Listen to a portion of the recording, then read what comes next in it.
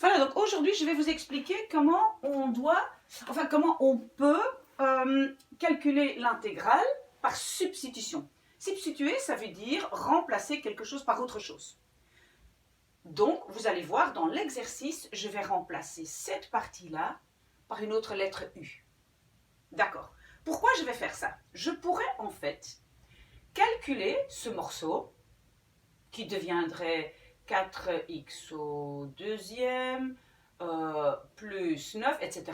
J'aurai 3 morceaux, si je calcule tout ça, j'aurai 3 morceaux et je peux prendre l'intégrale de chaque morceau, comme j'ai expliqué avant, c'est l'intégrale immédiate. Mais ça prend beaucoup de temps, donc pour ne pas faire ça, je vais substituer ceci par une autre lettre et vous allez voir, c'est beaucoup plus rapide. Donc, avant de commencer mon calcul, il y a 2 choses que je dois faire. Je dois donc d'abord écrire que je remplace ceci, il est là, par U. Donc je vais écrire à côté dx-3 est égal U. Et évidemment, ici j'ai aussi un x qui va devoir devenir U. Donc, comment je vais faire ça? Je dois retenir cette petite règle, on va dire, c'est que le dérivé de U divisé par dérivé de x est égal à, regardez, on va dériver U, dériver ceci, ça donne 2.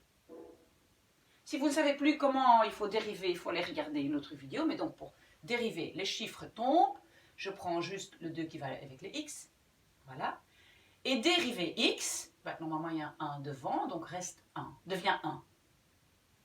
Ok, le 1 évidemment, je peux le laisser tomber. Oups. Et donc, j'ai du est égal à, je mets le dx là, à 2dx, ok. Et pour isoler le dx, je mets le 2 en dessous. D'accord? Alors, on obtient ceci.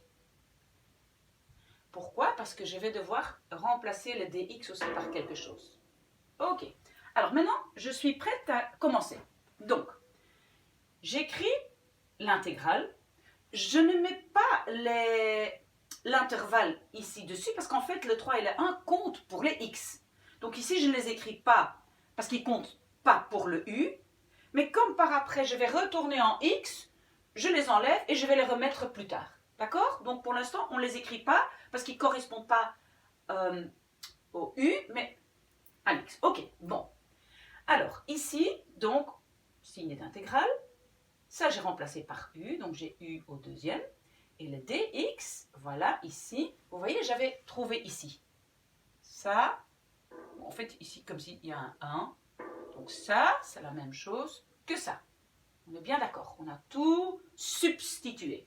Ok, alors, règle qu'il ne faut pas oublier, et si vous ne l'avez pas encore écrit dans votre carnet à côté, vous l'écrivez maintenant, c'est que quand on a dans l'intégrale un chiffre, on peut le mettre en dehors. Donc, je mets le 1 sur 2 dehors et je réécris ce qui reste. Ceci et cela. Vous avez vu? De là à là, vous avez compris? Ok, maintenant, ça ici, c'est assez facile parce que j'ai déjà calculé des intégrales dans le genre. Donc, comment on fait ça? Je réécris le 1 sur 2 et maintenant, ça ici, je dois trouver la fonction primitive, d'accord? Comment je fais ça? Le u, il monte de 1 dans l'exposant, donc j'ai u au troisième. Et je dois aussi en même temps diviser par 3. Si vous ne vous souvenez plus comment il faut trouver la fonction primitive, il faut regarder le petit film qui parle de la fonction primitive. Ok, donc on est d'accord pour ceci. Vous voyez qu'ici, normalement, je dois écrire les intervalles. 3, 1. Je ne le fais pas encore parce que je calcule encore en U. Donc pour l'instant, je ne peux pas les mettre. Cela compte pour X. Ok, alors de là à là, qu'est-ce que je fais? Je peux multiplier ceci. Comment je multiplie ces deux-là? Je fais 1 fois 1 et 2 fois 3. Ça donne 1 sur 6. Et ça, je réécris. Ok, maintenant j'ai simplifié. Qu'est-ce que je vais faire maintenant?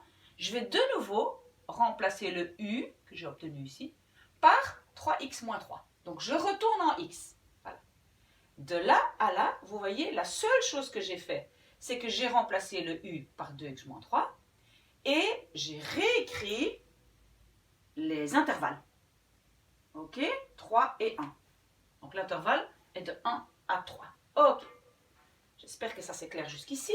Alors, maintenant, souvenez-vous comment je calcule l'intégrale de ça. Pardon. D'abord, je remplace le x par 3 et puis je remplace le x par 1. Ok, donc je réécris. Vous voyez ici, 1 sur 6. 2 fois, je prends d'abord celui d'au-dessus, moins 3 au troisième. De là, je dois soustraire la même chose, mais maintenant je mets le 1 à la place de x. Ok, donc 1 sur 6, 2 fois 1, moins 3 au troisième. On est toujours d'accord? Voilà, maintenant j'ai ceci. Comment je continue? J'écris le 1 sur 6, 2 fois 3, 6, moins 3 au troisième, moins 1 sur 6, 2, moins 3 au troisième. J'espère qu'on a bien compris ce qu'on a fait de là à là. Maintenant, c'est beaucoup plus facile. Donc, je laisse le 1 sur 6. 3 moins 3 fait 3 au troisième. Moins 1 sur 6. 2 moins 3 fait moins 1 au troisième. D'accord? Très facile aussi. Maintenant, je continue avec ceci. 1 sur 6. 3 au troisième, c'est 27. Moins 1 sur 6, pardon. Fois moins 1 au troisième, ça fait moins 1. Parce que ça fait moins 1 fois moins 1 fois moins 1. Ok? D'accord. Maintenant, de là à là. Voilà, je multiplie 1 fois 27 sur 6. Pourquoi j'ai mis un plus ici? Parce que j'ai moins fois moins. Ok? Donc ça devient plus. Qu'est-ce qui reste? Le 1 au-dessus et le 6 en dessous. Ok. Pour additionner ces deux-là, c'est 28 sur 6. Et je peux encore simplifier. Donc, je divise par 2, ça fait 14. Divisé par 3. Ça, c'est la solution. Voilà l'intégrale par substitution.